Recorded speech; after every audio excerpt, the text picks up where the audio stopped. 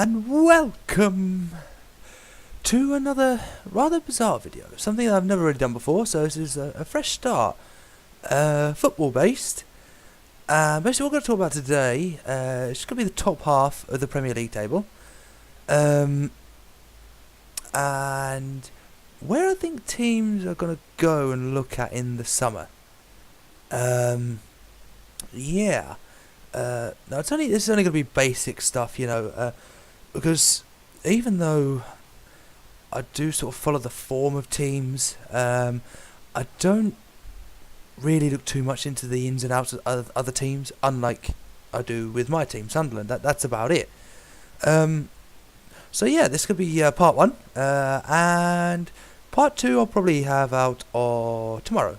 Yeah, because Wednesday. Yeah, even though it's Tuesday today, yeah, this one here is going to be out on Wednesday. Yeah. So first of all, there's been a lot of pundits. We'll begin at the top, as always, and Chelsea. To be fair, they had a pretty dominant season. Not overbearingly dominant, but it's kind of hard to see where Chelsea could improve.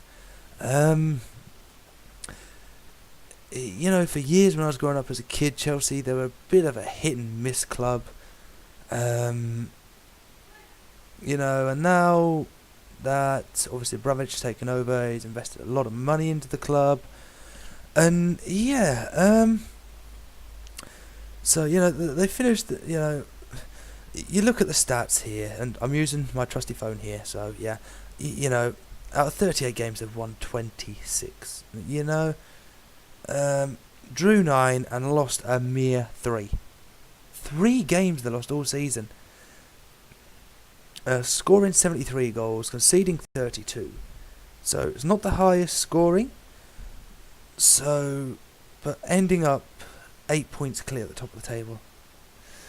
It's going to be hard to see where they can improve. They've already proven this season they can play a defensive game and grind out results with ease.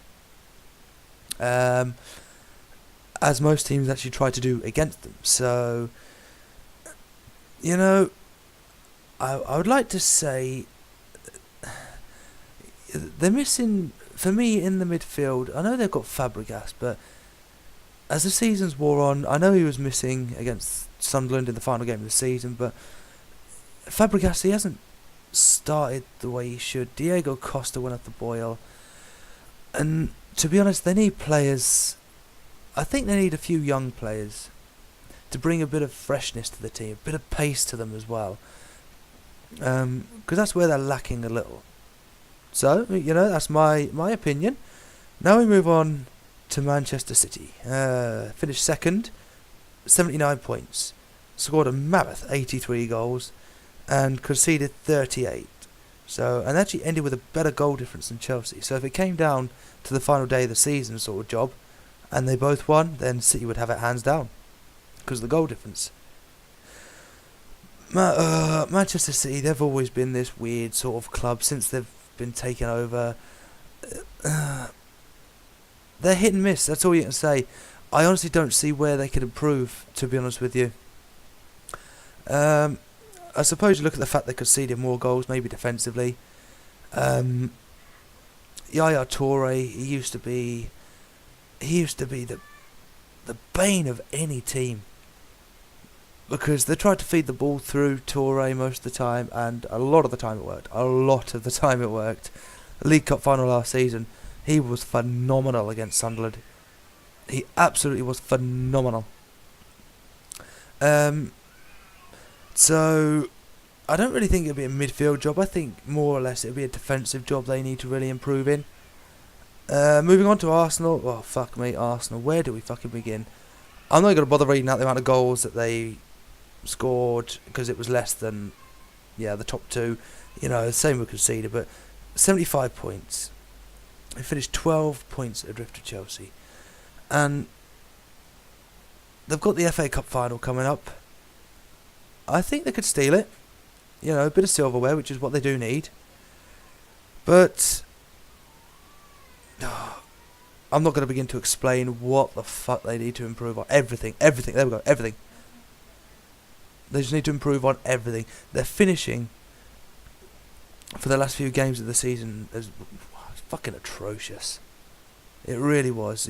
Diabolical. Some sitters that they would normally score, that they would have scored right at the beginning of the season. No. Man United, well, they're a team that pretty much David Moyes left in tatters. Mr. Van Gaal came in, took over the reins, and he's guided them to a respectable 4th place, which is a bloody good job. The possibility of Champions League football as well. So you can't really say too much. All you can really say about Man United, improve in the attacking sense. That's what they need. They've obviously, they've just signed Depay, however you want to say his name. He's going to be instrumental for them this season. I can say that now because the season's finished. Yeah, he's going to be instrumental for them this season when it kicks off in August. I can see a lot of the ball being fed through him. But then that's going to be the problem that they're lacking slightly of.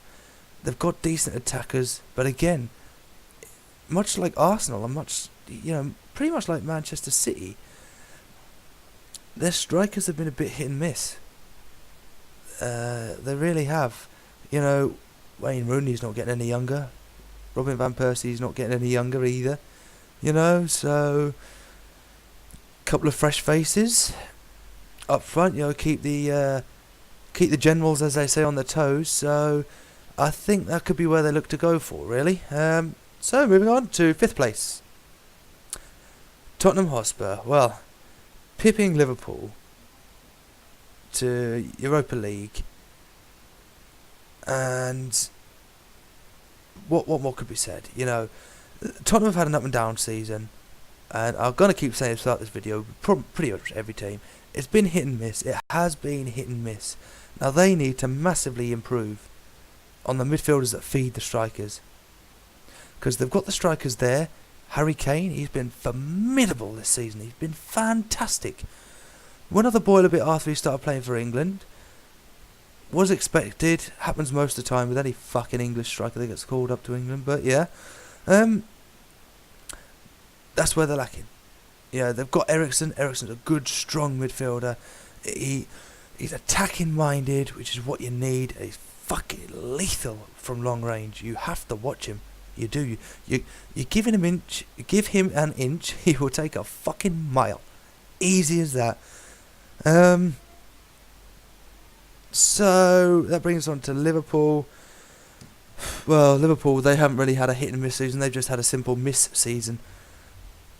Results that they should have won, they've had to grind out. Results that they, again, should have won, they've lost. And the fact that they got absolutely fucking trounced. That's right, trounced 6-1 by Stoke is just unbelievable. Final game of the season. Okay, I know nobody gives a shit, but Jesus Christ, put a bit of passion into your play. Okay, people have been complaining that Newcastle and Sunderland were doing absolutely dog shite, and that they weren't showing really.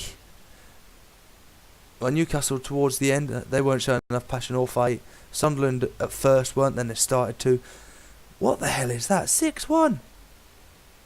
I was sitting there, I was looking at it in, Stoke 1-0, okay, fair enough. 2-0, fair enough. Fucking hell, Stoke 3-0. It's not even half time yet. Stoke 4-0. Right, okay, someone's fucking having a wind up. They're playing around with the Sky Sports fucking score centre here. Half time comes along, 5-0. And the 5th goal was scored pretty much straight after the fucking 4th. What on earth is going on there?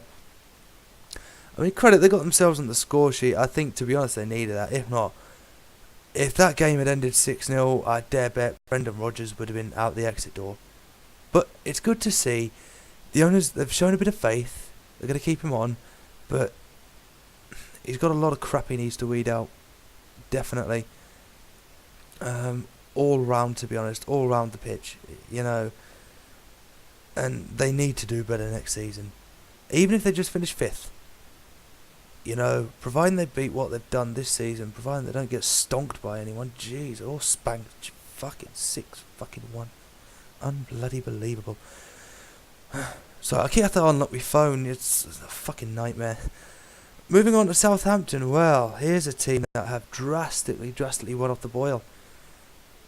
They really have. They started the season off so well. They even, and I'm still ashamed to admit it, they even thrashed my side 8-0. 8-0. You know, and that pretty much started summing up Sunderland's season as well. Yeah, to be fair with Southampton, I just don't think they've had the luck of the draw. Results that should have gone for them, they've gone against them. You know, they got beat by Leicester, they got beat by Sunderland, and they were results that on paper they had one hands down. They're easily, even I'll admit that now. Sunderland, we got the luck of the draw, right? And going back to it, you know, we got the penalty for the first one. Yeah, pretty much was a foul, no matter what way you look at it. And if anything, I'd say that was more a red card foul than anything else. But then they get the equaliser. Fuck it, what was it? Something like 90 seconds or 3 minutes? Some crap like that. In between 90 seconds and 3 minutes later, you know, because of a howler. And then, you know, in that second half, again, we got a bit of luck against them. You know, hadn't conceded a penalty all season, they go to concede 2 in fucking one game. But with that one, it shouldn't have really been a penalty. It's hard to say, but the referee's got to call it as he sees it. I'm holding on to the handle here in case my son comes in. Yeah, so rather unprofessional, but hey, shit happens. So I'm gonna be posing like this for the rest of the video. So where can they improve? Well, to be fair, they can just sign better players. It's as easy as that. There's no real area where Southampton could really improve.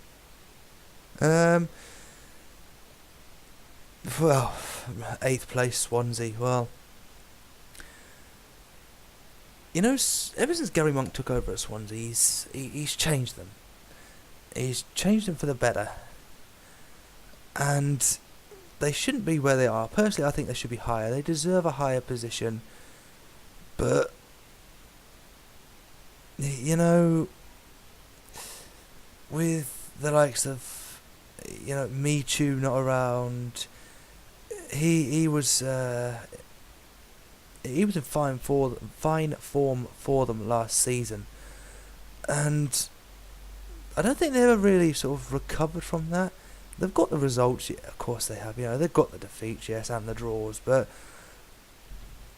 I don't know. It's with Swansea, they need to do better.